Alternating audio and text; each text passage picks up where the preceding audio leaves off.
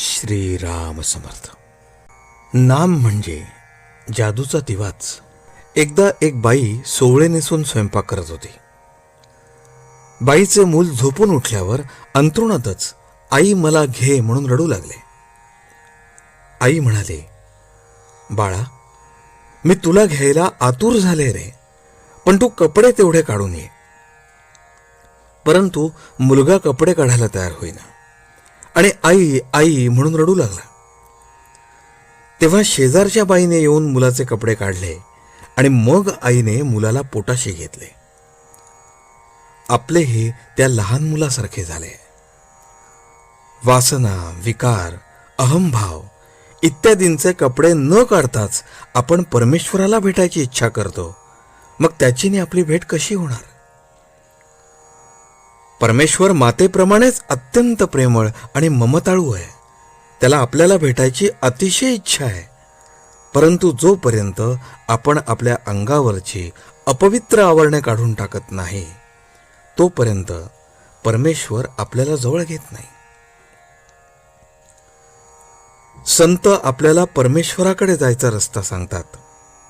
त्या मार्गाने गेलो तर आपल्याला खचितच भगवंताची प्राप्ती होईल.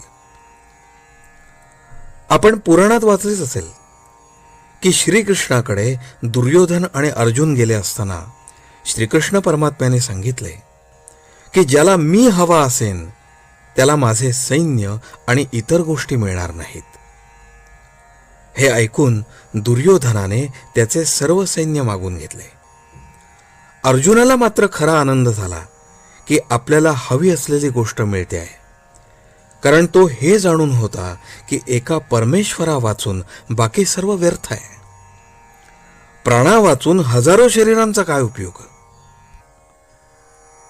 कोणी आपल्याला सांगतीलही की परमेश्वर 7 समुद्रापलीकडे आहे, तो शेषशायी आहे, तेव्हा आपल्यासारख्या सामान्य माणसाला तो प्राप्त होणे अत्यंत कठीण गोष्ट आहे. परंतु संतांनी आपल्यावर फार मोठे उपकार करून ठेवलेत. त्यांनी नामरूपी जादूचा दिवाच आपल्या हाती दिलाय. त्यात सत्संगतीचे तेल घातले म्हणजे झाले.